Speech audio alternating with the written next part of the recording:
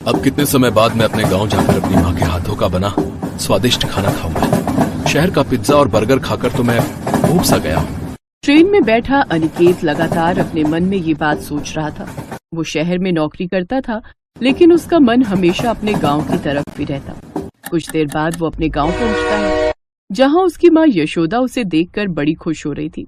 अनिकेत, मेरा बच्चा आ गया तू। कितने दिनों बाद अपने लाल को देख रही हूँ। मैं कब से तेरी राह देख रही थी। कैसा है तू? मैं बिल्कुल ठीक हूँ माँ, और तुम्हें देखकर और भी ज्यादा अच्छा हो गया हूँ। मैं भी मेरे लाल। चल अब जल्दी से हाथ मुंह धो ले, फिर खाना खा ले, फिर ढेर सारी बातें करेंगे। कुछ देर बाद अनिकेत फ्रेश होकर खाने के लिए बैठता है तो उसकी माँ उसे नूडल्स परोसती है। ये क्या है माँ? ये नूडल्स है बेटे, मैंने तुम्हारे लिए बनाए हैं। शहर में तो तुम यही सब खाते होंगे ना, तो मुझे लगा तुम्हें यही अच्छा लगेगा। लेकिन माँ, शहर में तो मैं हमेशा से यही सब खाता हूँ, और मैं तो तुम्हारे हाथ का बना कुछ देसी खाना खाना चाहता था। लेकिन बेटा, अब तो गांव में भी सभी लोग यही सब खाते हैं। क्या? लेकिन क्यों माँ? ये तो गलत है। आप अपना खान पान छोड़कर शहर का खान पान खा रहे हो। ये तो बड़ी ही गलत बात है माँ। अपनी माँ की बात सुनकर अनिकेत उदास हो जाता है। फिर अगले दिन वो गांव में घूमने निकल जाता है तो उसे हर जगह तरह तरह के जंक फूड के ठेले ही नजर आते हैं। उसे ये सब देखकर बहुत दुख होता है। वो यही सब सोचते सोचते जंगल के पास बनी नदी के पास जा पहुंचा और वहाँ काफी देर तक बैठा रहा और सोचने लगा।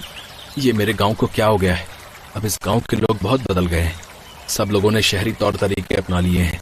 ऐसा ही रहा तो ये सब जंक फूड खाकर अपनी सेहत को नुकसान पहुंचा देंगे।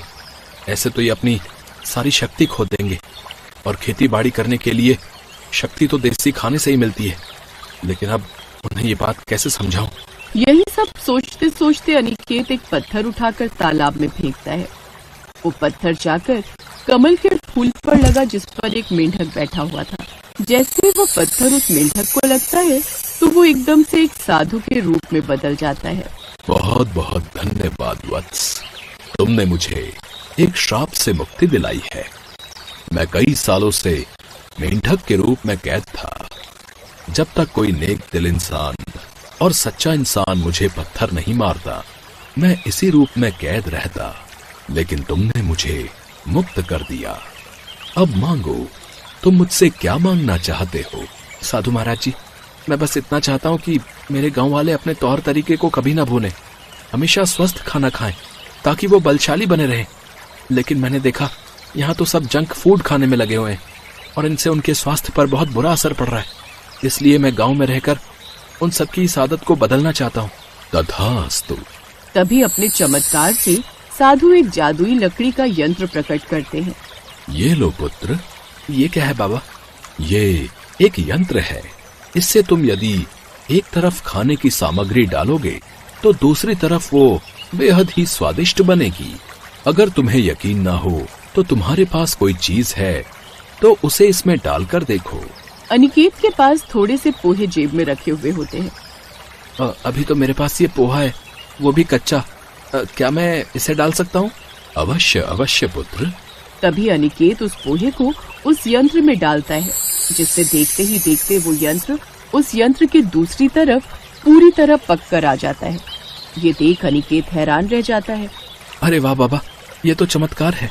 अब तुम इस यंत्र से पोहा बनाकर बाजार में बेचोगे तो तुम्हारी अच्छी कमाई भी हो जाएगी और तुम्हारे गांव वालों को कुछ सेहतमंद खाना भी खाने को मिल जाएगा। साथ ही उनके रोग भी दूर होंगे। अब वो गांव में एक जगह ठेला लगाकर उसमें पोहा बेचना शुरू करता है। आइए आइए, सेहतमंद पोहा खुद भी खाइए और अपने बच्चों को भी खिलाइए। पोहा? अरे अनिकेत बेटा, भला चाउमीन गोलगप्पे बर्गर के आगे जो है तुम्हारा पोहा कौन ही खाएगा? काका, आप एक बार ये सेहतमंद खाना खाएंगे ना तो सब भूल जाएंगे। साथ ही इस पोहे को खाकर आपकी सब बीमारियां भी दूर हो जाएंगी। बीमारियां दूर हो जाएंगी? क्यों, ये कोई जादुई पोहा है क्या? हाँ, बस ऐसा ही कुछ समझ लो। ऊपर से इसका दाम भी बड़ा कम है, सिर्फ 10 रुपए प्लेट। क्या? सिर्फ 10 रुपए प्लेट? फिर तो मेरे लिए झट से एक प्लेट लगा दो। अनिकेत जैसे ही पोहा बनाकर उसे देता है तो वो उसे खाकर बहुत खुश होती है, क्योंकि इतनी टेस्टी चीज उन्होंने पहले कभी नहीं खाई थी। साथ ही दाम भी कम था। ऊपर से उसे खाते ही काका के सर में होने वाला दर्द भी मानो गायब हो गया। ये तो सचमुच में कोई जादुई पोहा मालूम होता है भाई। जानता है तेरे ठेले पे आने से पहले मेरे सर में दर्द हो रहा था, लेकिन इसे खाते ही सारा दर्द गायब हो गया। ये बात सुनकर गांव के और भी लोग उसके हाथ का बना पोहा खाने आते हैं और 10-10 रुपए करके भी अनिकेत दिन भर में अच्छी कमाई कर लेता है। जैसे जैसे लोगों को उसके जादुई पोहे के बारे में पता चला, सब लोगों की भीड़ दूसरे ठेलों को छोड़कर उसी के ठेले पर लग गई। भले ही पोहे का स्वाद और जादुई होने के कारण लोगों की बीमारियां दूर हो जा रही हों, लेकिन अच्छी बात यह है कि कम से कम इससे लोगों को आराम तो मिल रहा है और वो बेकार की शहरी चीजें खाने से तो बच रहे हैं। लोग उसके पोहे के शौकीन बन जाते हैं। गांव के लाला को जैसे ही इसकी खबर लगती है तो वो बड़ा गुस्सा होता है, क्योंकि अब उसकी वजह से उसकी दुकान और लगाए हुए ठेलों पर बिक्री नहीं हो रही थी। ये क्या, जब से इस अनिकेत ने खुद का ये काम शुरू किया है मेरा तो धंधा ही चौपट हो गया है। अरे मालिक, सुना है उसके पास कोई जादुई यंत्र है जिसमें वो कच्चा पोहा डालता है और वो स्वादिष्ट और जादुई पोहा बनकर अपने आप उस यंत्र से निकल आता है। अच्छा, तो तू आज ही जाकर उस मशीन को चुरा ला, फिर हम भी उसकी तरह खूब नोट छापेंगे। राजू और जग्गा रात को चुपके से अनिकेत के घर से वो मशीन चुरा लाए और अगले दिन लाला उस मशीन से अपनी दुकान पर पोहा डालकर निकालने लगा, लेकिन उसमें से पोहे की जगह मिट्टी बाहर आई। अरे ये क्या, इसमें से तो मिट्टी बाहर आ रही है, लगता है ये मशीन खराब है। लाला गुस्से में उस यंत्र को पटक देता है। तभी उसमें से वो साधु महाराज निकलते हैं और वो क्रोधित होकर कहते हैं, लालची इंसान, अब तुझे मेरे क्रोध से कोई नहीं बचा सकता। मैं तुझे चुटकी में ही एक खरगोश में बदल दूंगा। नहीं नहीं साधु महाराज, मुझे माफ कर दीजिए, क्षमा करिए, मुझसे गलती हो गई।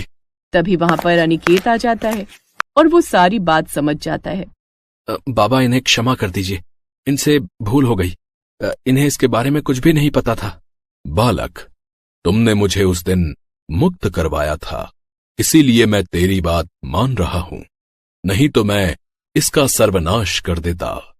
ये लो तुम्हारा यंत्र, और इसका प्रयोग लोगों की भलाई के लिए ही करना। ये कहकर साधु बाबा वहां से चले जाते हैं।